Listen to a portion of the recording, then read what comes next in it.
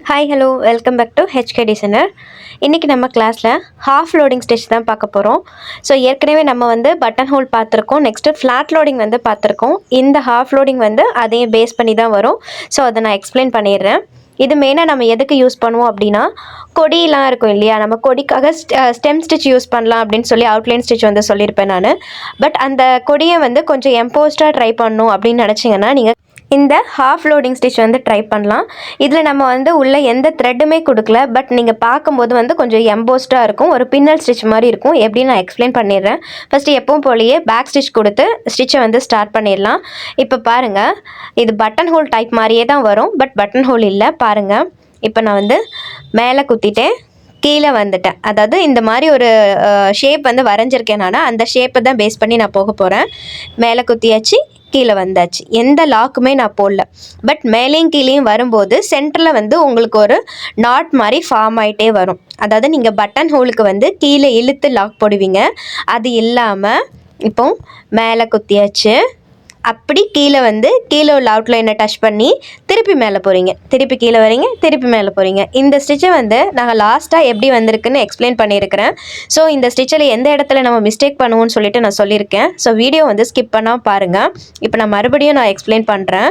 நான் இப்போது கீழே இருந்து மேலே போகிறேன், அப்படி கீழே வந்துடுறேன். நெக்ஸ்ட்டு நான் இழுக்கலை, எதுவுமே த்ரெட்டை வந்து ரொம்ப இழுத்து டைட் பண்ணவே இல்லை. எந்த இடத்துலையுமே நான் டைட் பண்ணவே இல்லை.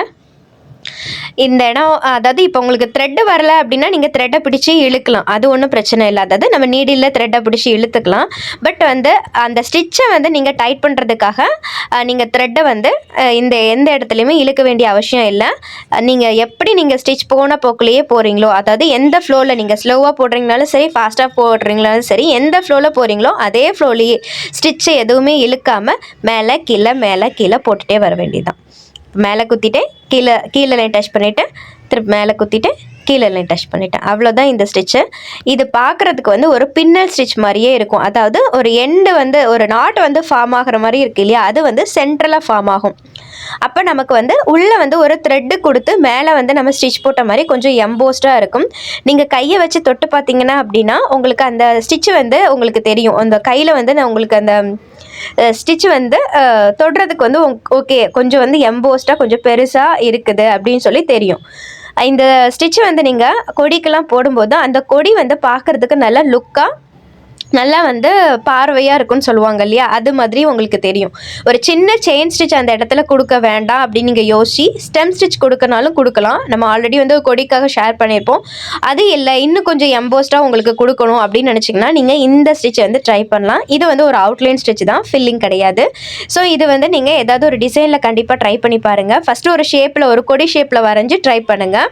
நெக்ஸ்ட்டு வந்து ஒரு டிசைனில் ட்ரை பண்ணுங்கள்.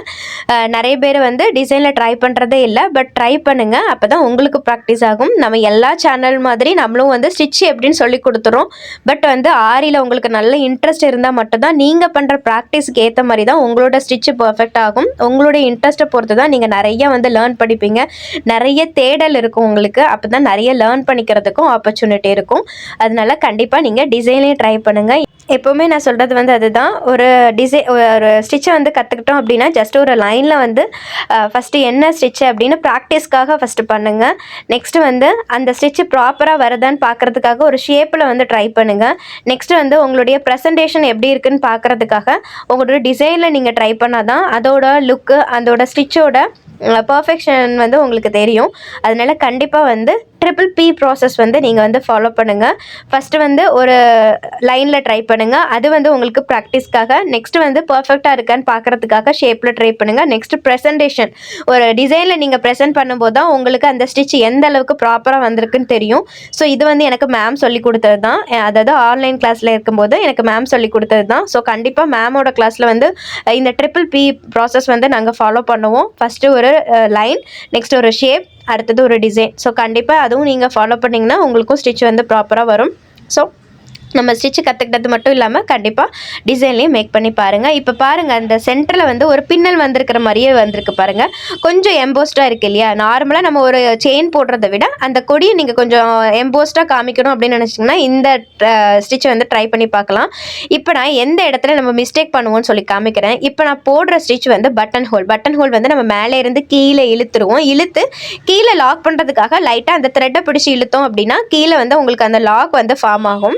ஸோ அந்த லாக் வந்து லூஸ் ஆகாமல் இருக்கிறதுக்காக இந்த இடத்துல லைட்டாக நம்ம இழுத்து ஒரு சின்ன லாக் போடும்போது கீழே வந்து கரெக்டாக உங்களுக்கு அந்த நாட்டு எல்லாமே வந்து கீழே ஃபார்ம் ஆகும். இப்போ நம்ம இந்த இடத்துல என்னென்னா இவ்வளோ பெருசாக, அதாவது இவ்வளோ விர்த்துக்கு வந்து நம்ம போட வேண்டாம்.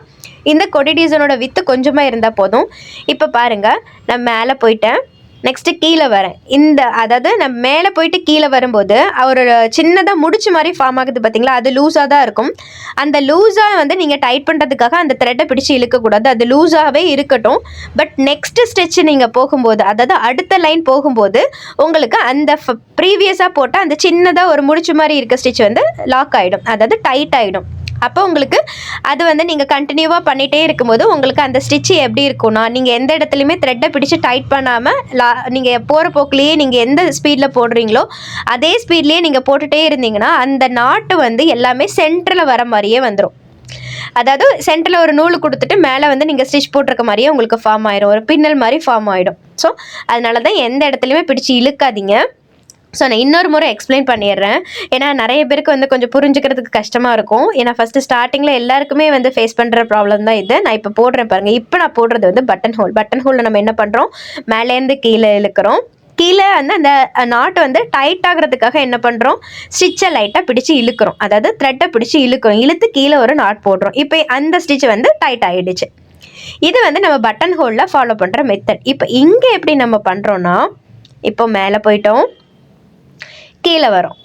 இப்போ அந்த ஒரு முடிச்சு மாதிரி இருக்குது பாருங்கள், அது லூஸாக தான் இருக்குது, அதை பிடிச்சி நீங்கள் இழுக்கக்கூடாது, த்ரெட்டை பிடிச்சி இழுக்கக்கூடாது. நெக்ஸ்ட்டு போயிடுங்க, மேலே குத்துங்க, கீழே வந்துடுங்க, எதுவுமே டைட் பண்ணவே வேணாம். இப்போ நீங்கள் நெக்ஸ்ட் ஸ்டிச்சை போகும்போது ப்ரீவியஸாக இருந்த அந்த ஒரு குட்டி முடிச்சு வந்து டைட் ஆகிடும்.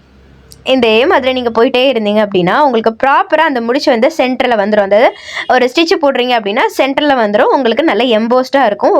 புரியும்னு நினைக்கிறேன். ஸோ கண்டிப்பாக ட்ரை பண்ணி பாருங்கள். ட்ரை பண்ணால் மட்டும்தான் உங்களுக்கு அதில் இருக்கிற என்ன ஸ்டிச் நம்ம எப்படி பண்ணுறோன்னு சொல்லிட்டு எல்லாமே உங்களுக்கு புரியும். ஸோ இந்த வீடியோ யூஸ்ஃபுல்லாக இருந்ததுன்னா லைக் பண்ணுங்கள். நெக்ஸ்ட்டு ஏதாவது டவுட் இருந்ததுன்னா மறக்காமல் கேளுங்க. தேங்க்ஸ் ஃபார் வாட்சிங்.